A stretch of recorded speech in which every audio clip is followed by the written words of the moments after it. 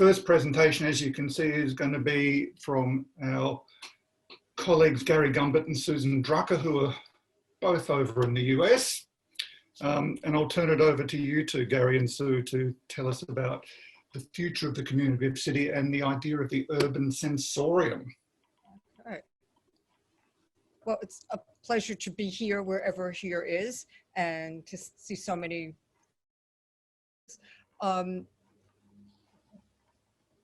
We'll begin with the obvious.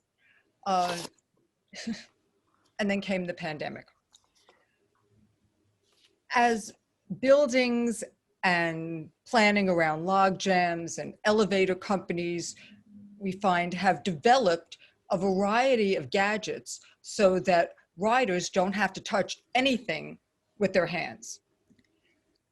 There are gesture-controlled systems that are triggered with a wave of the hand, voice-activated systems, and by way of a Sacramento-based company, hologram buttons that can be pushed. There is a radical shift of the sensorium that is temporary, but perhaps residually permanent, be the disconnection of touch from the total human sensorium as a result of the pandemic. Certainly, we are grateful to be able to see and to speak with the distant other. But we're unable to touch or smell one another. Now, for some, this may be a real relief from obligatory responsibility. But for others, it's a necessity that is imposed by distance. Perhaps a permanent, socially acceptable mode of behavior. Now, each participant seeks to control the ambient self, the circumstances in which we find ourselves. In our many years of studying cities through the bias of communication, or the bias of communication colored glasses, we've gravitated towards the awareness that urban structures speak to us in many languages and through many senses. And that is really the focus of our concern today in terms of the city in the pandemic. Akistiko, the Greek root for akistiko, aesthetico. Gary, I knew I'd get it wrong, right? Okay. I said it wrong, aesthetico. Sorry, Nico. The Greek root for aesthetics is, after all, the study of the human sensorium. So every terrain, each landscape, each climate, each ecosystem requires the subtle processing of the sensorium. We hear the traffic, we touch the structures and others, we encounter the sense of the shops and the restaurants. We taste the difference of outdoor vendors, we bump into the other. But the complex relationships of the senses to each other may be undergoing profound, non-reversible change. Our comments today occur at a particularly stressful period in which the senses are constantly tested and require modification. The primary concern is that we are forced into ever more mediated environments. What effect does the pandemic have on our sense of the city? The pandemic affects both country and city. It's a universal plague, ignoring traditional borders, but its power particularly impacts the city. Nations are defined by their cities, by density, variety, population, structures, and commerce. A nation without cities is not a country. Perhaps nations or geographical notions become irrelevant when distance is irrelevant. The point of connection, not the distance between them, is of importance. The technology upon which we're now dependent transcends location.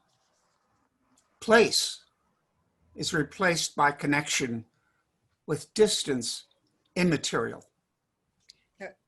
Each environment, each increment of technology alters the relationship of senses to each other. Together, the senses enable the mind to better understand its surroundings, and in so doing, constructs rather than reflects reality.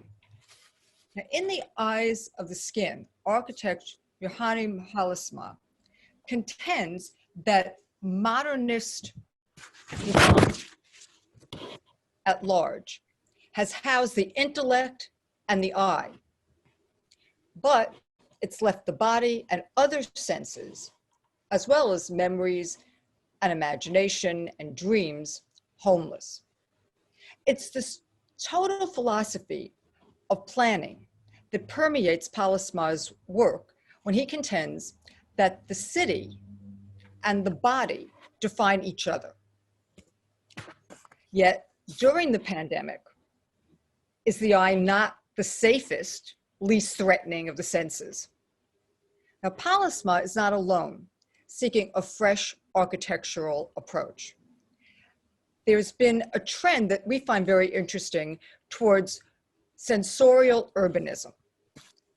And this is reflected in the work of Rocco Sardini.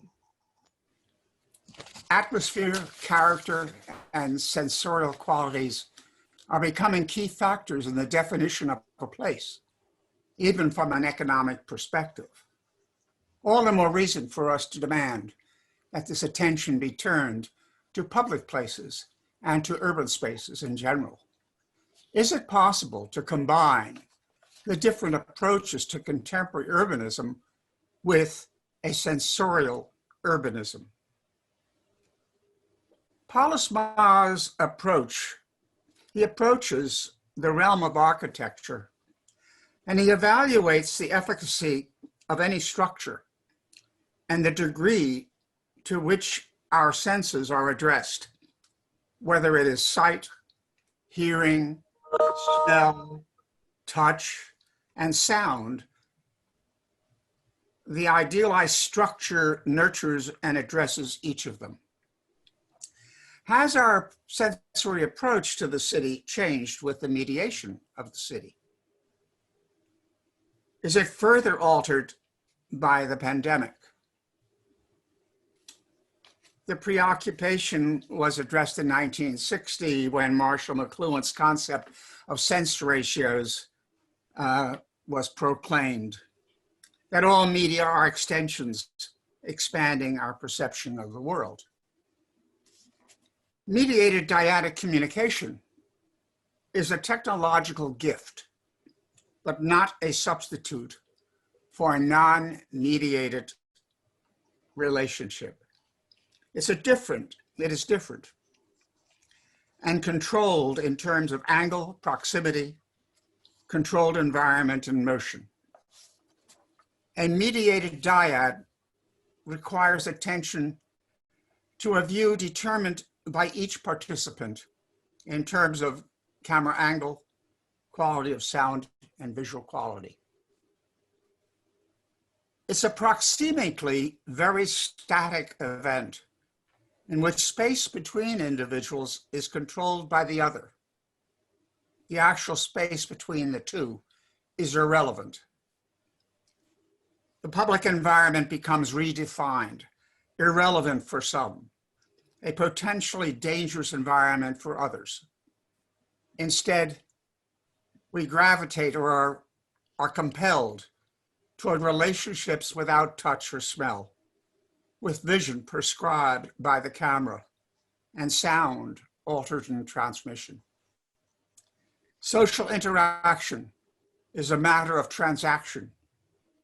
Place is a construct created by the participants. Place in a mediated realm is to some extent irrelevant, as are most sources or addresses of connections, because the interaction which between the two more individuals occurs in a non-place, with each of the participants potentially existing in a construction of place. We don't necessarily know the location of the other. Is someone's mediated place an authentic place? How many of you are using virtual backgrounds for Zoom? But even the video connection of two or more individuals, be it via Zoom or Skype, involves a sense of place that is suspect, with each individual's background potentially self-selected by the occasion and for the occasion. Does it make a difference? Can we cross-check modalities to ascertain the place? Now, prior to the pandemic, the urban landscape had already begun to change in terms of identity and in terms of connection. That's stating the obvious. And the city had already begun to assume newer and more current self-identities. We had a city that began to assume identities like the smart city, or the global city, or the wired city, or the sustainable city. And each self-defined by the extent of its absorption of technology. So it's not a new notion that the rise of technology, electronic technology, and to be more precise, automatically redefines the senses. And what we would suggest is that there are certain axioms that we'd like to offer for your consideration with regard to media and the sensorium. One, and we could spend the rest of the night talking about each one of these. So there's a frustration here. Each medium alters the urban sensorium. Each innovation alters our perception and relationship with the urban landscape and with each other. The design of space and structure are determined in part by the hierarchy of senses. So there are certain circumstances where sight will be the primary mode, primary sense, or sound. And that affects the degree of interaction. Fourth, the pandemic or any radical interruption of the urban environment alters, like a natural disaster, alters human sense ratios. And the residual of the pandemic may extend beyond the malady. Now, from a broader perspective, the urban sensorium always plays a major role in defining the landscape, whether it's pastoral or suburban or urban. Couple of minutes ago, Sue. Okay, for us, the communicative city is also a sensory city defined by the nexus of ratios and municipal regulation. The next generation of the smart city, and we mentioned this previously, the next generation of the smart city is the sensing city, where technology collects data on water and air quality, vehicular and pedestrian traffic, energy consumption, predicts earthquakes, and surveils its citizens. The city itself senses and communicates the nature of participation and interaction. So the communicative city is a sensory city. Now, previously, we have identified 5 different structures defining what we think of as the communicative city: material structures, infrastructures, social structures, structures of images and imagination, and regulatory structures. Interestingly enough, it is during the pandemic, the regulatory structures that may be most immediately felt. There are many ways in which the senses have been regulated or governed. nuisance laws, policies addressing noise, odors, light, touch. There are laws and policies that address everything from amplified sound and ambient lighting to restaurant odors. The norms and the standards may differ based on culture, but sensory codes are widely embedded in diverse regulations, from property use laws to health codes, which leads us to wonder what health code, in the name of health and public health during the pandemic, what health code revisions addressing COVID-19 threats will constrain urban sensory experiences. Now, ultimately, the senses are fundamental, yet often neglected in understanding mediated urban life. Yet in the age of the pandemic, engaging that sensorium may be dangerous to one's health. The bottom line, this disease affects our senses. It also affects our sensory relationship and perhaps our willingness to fully relate to the city. So thank you.